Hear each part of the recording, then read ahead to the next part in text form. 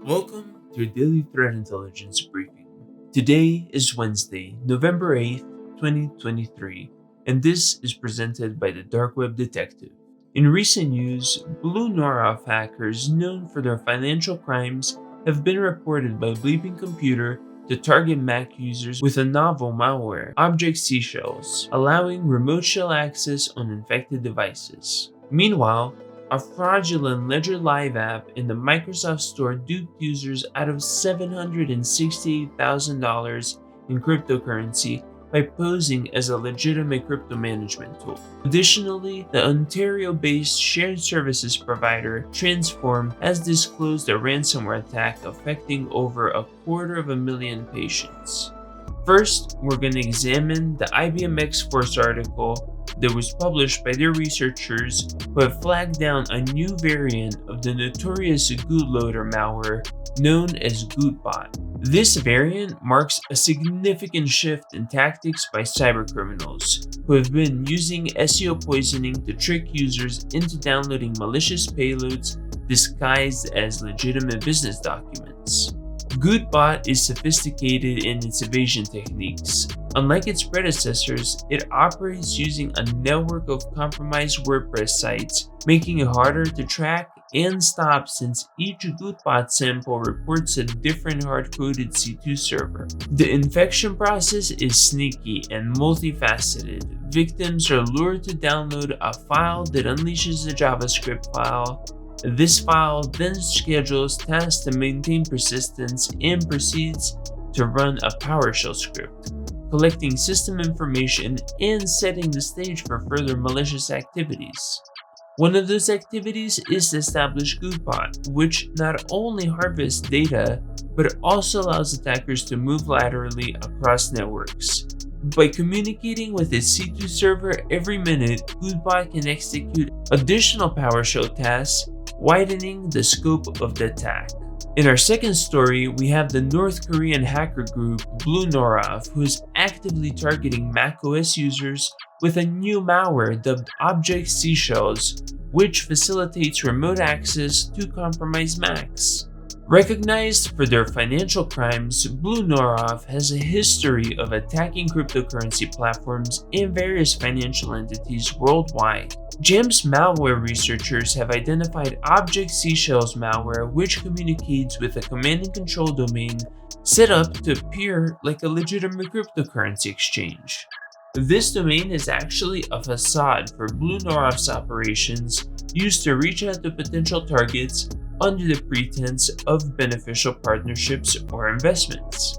The malware itself, developed in Objective-C, is part of a larger, more complex infection process. It enables the attackers to execute commands remotely on affected macOS devices, including both Intel and ARM Macs. Although its operation is relatively straightforward, it is an effective tool for the hackers to achieve their objectives, usually at a late stage in a multifaceted attack involving social engineering.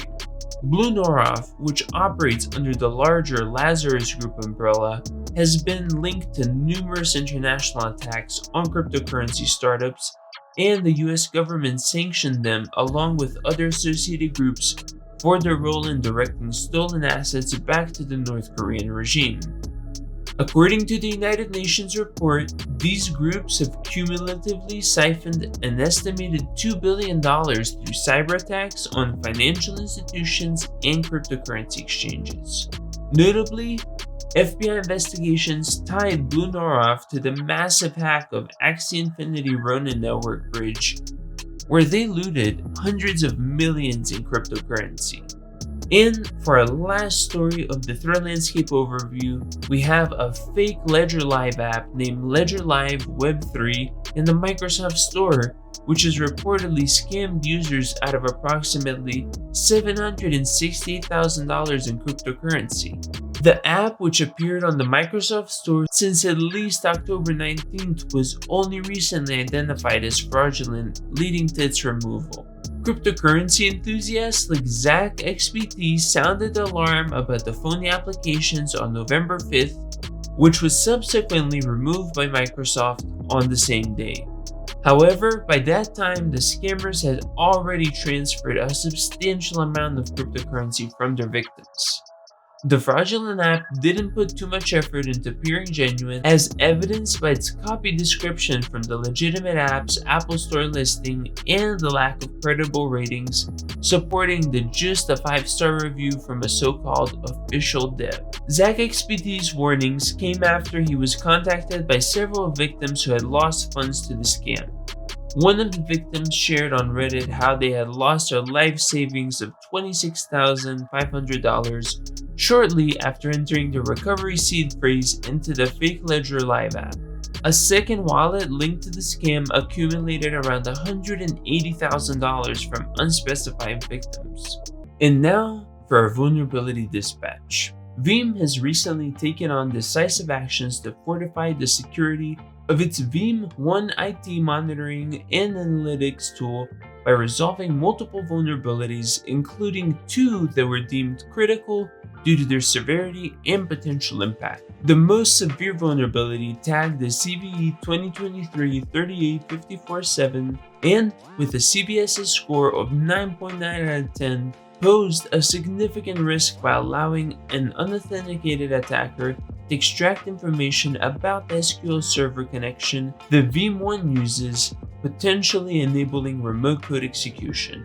Another critical vulnerability, identified as CVE 2023-38548 and with a CVSS score of 9.8 out of 10, could be exploited by an unprivileged user with access to the Veeam One web client, acquire the NTLM hash of the account running the Veeam One reporting service. This flaw specifically affects version 12 of Veeam One. The swift action to mitigate risk follows on the heels of another significant security update in March, where Veeam tackled a high severity flaw in its backup and replication software. This vulnerability could have allowed for an unauthenticated user to access and manipulate backup systems with potential for code execution as the system user. Our second story of the vulnerability dispatch is related to a cyber threat group known as SideCopy, who are capitalizing on the WinRAR security flaw to orchestrate attacks against Indian government sectors, deploying an array of access Trojans like Alokarorat, Aresarat, and Dirat. This group, linked to Pakistan and active since 2019, is believed to be associated with the Transparent Tribe, also known as APT-36, and has a history of targeting entities in India and Afghanistan. An enterprise security firm highlighted SideCopy's sophisticated attacks, which are not only aimed at Windows but also Linux systems, particularly following India's move to adopt Linux-based OS called MyOS in the government and defense sectors. The attackers have been using phishing tactics, employing lures such as India's Defense Research and Development Organization to spread their malware. The campaigns involved 2 strands of attack, one deploying Golang-based ELF binary to set up the Linux version of AresRat, enabling file enumeration, screenshots, and file transfers, and another exploiting CVE 2023-38831 in WinRAR to execute malicious code on Windows systems to introduce various Trojans. And now for a ransomware report. This is where we talk everything ransomware. A shared service provider, transForm, has reported a ransomware attack that has resulted in the exposure of a database containing information on 5.6 patient visits, impacting about 267 unique individuals. This organization, founded by 5 hospitals in Erie Street, Clare, Ontario, manages IT supply chain and accounts payable for these healthcare facilities. The cyber attack occurred in late October and led to significant operational disruptions at the 5 hospitals within the transForm's network, including Blue Water Health. The disruptions necessitated the rescheduling of appointments and the redirection of non-emergency cases.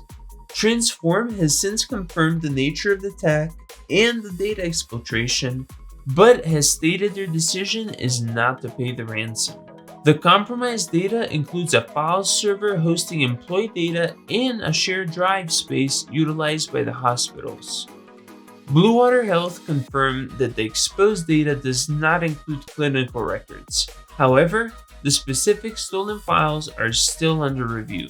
Transform is asking for patience as the investigation continues to determine the full extent and nature of the exposed data. The incident underscores the growing concern of ransomware attacks on healthcare providers, which can have far-reaching implications for patient privacy and hospital operations. As we wrap up today's discussion on the shifting cyber threat landscape, we'd like to leave you with a reminder of the importance of the vigilance in our connected world.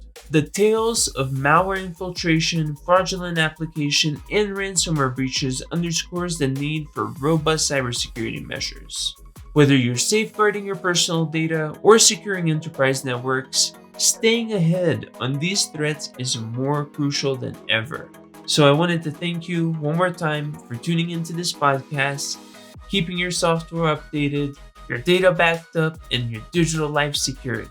Until next time, maintain your cyber defenses and keep the conversation about online safety going. This has been the Dark Web Detective, signing off. Over and out.